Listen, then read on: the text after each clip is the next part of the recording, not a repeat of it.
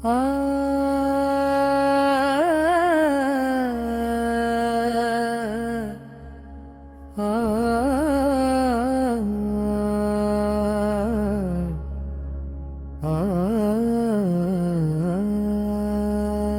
जय जगन्नाथ जय जगन्नाथ जय जगन्नाथ स्वामी, तीनों लोक के नाथ आप हो प्रभु अंतर्यामी।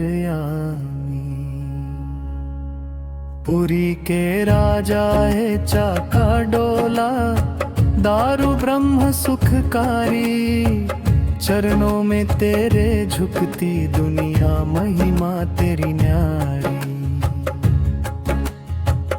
अध्याय एक नील माधव की खोज,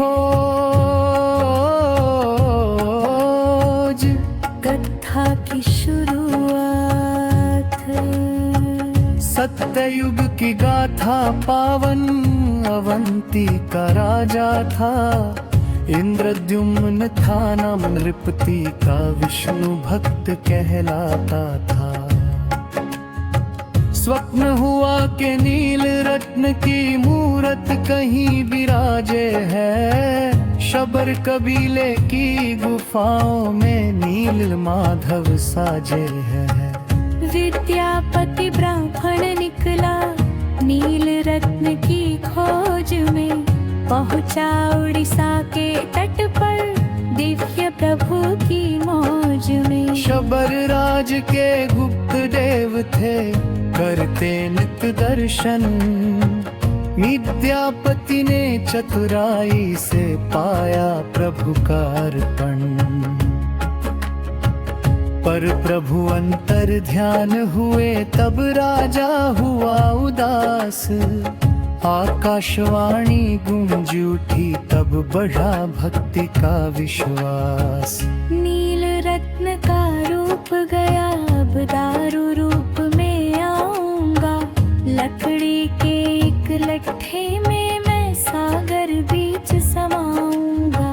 सागर तट पर एक अनूठा काष्ठ तैरता आया, शंख चक्र गदा पद्म के चिन्हों से मुस्काया।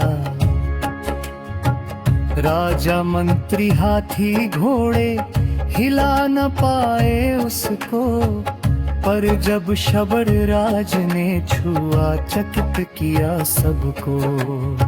श्रद्धा और समर्पण से ही प्रभु भक्त के होते हैं, अहंकार जब मरता है तब भाग्य भक्त के जगते हैं। स्वयं देव शिल्पी आए थे बूढ़ा ब्राह्मणन बनकर, बंद द्वार में करूंगा रचना, सुन लो राजा डटकर।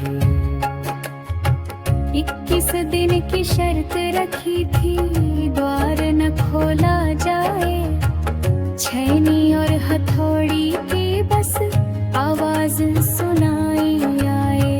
महारानी गुंडीचा घबराई, शब्द नहीं जब सुना, द्वार खोल कर देखा तो बस अधूरा विग्रह चुना।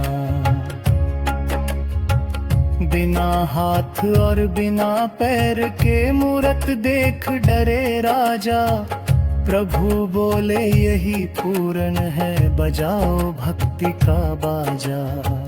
हाथ नहीं पर सब कुछ देता, पैर नहीं पर चलता है, बिना कान सब सुनता, जग के सूरज जिससे ढलता है। नीम की लकड़ी में बसकर मैं दुखिया के दुख हरूंगा, कलयुग के हर पापी का मैं यहाँ उद्धार करूंगा। नीलांचल की पहाड़ी पर भव्य महल बनवाया, इंद्रद्युम्न ने भक्ति का एक नया दीप जलाया। ब्रह्मा जी ने स्वयं यहाँ पर प्राण प्रतिष्ठा की थी, देवताओं ने पुष्प वृष्टि से अपनी भेंट चढ़ाई थी। अष्ट धातु का नील चक्र मंदिर पर लहराता है, जिसकी छाया नहीं बनती अचरज सबको आता है। आषाढ़ शुक्ल की द्वितीया को उत्सव भव्य सजता है। बड़दांड की उन गलियों में डंका प्रभु का बजता है। नंदी घोष रथ पर जगन्नाथ, ताल ध्वज पर बलभद्रा, बेपदलन पर सजी हमारी प्यारी बहन सुभद्रा। राजा झाड़ू लगाता सोने का छेरा पंधरा की रस्म। अहंकार जब धूल बने तब मिले प्रभु का भस्म। विश्व की सबसे बड़ी रसोई मंदिर के भीतर है। 1100 चूल्हों पर पकता जो अमृत के बराबर है। 56 भोग चढ़े बाबा को महाप्रसाद कहलाता। एक ही थाली में दुनिया का हर ग्राह्य यहाँ खाता। मिट्टी के 7 बर्तनों में अद्भुत खेल निराला है।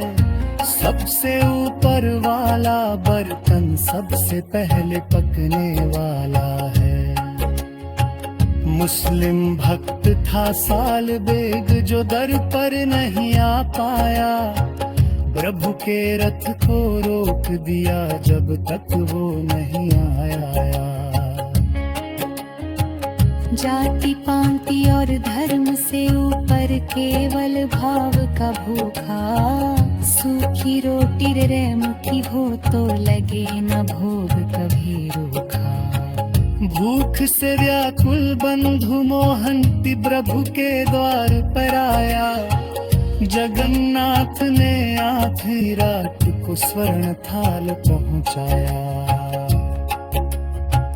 चोरी का इल्जाम लगा पर बाबा स्वयं गवाह बने।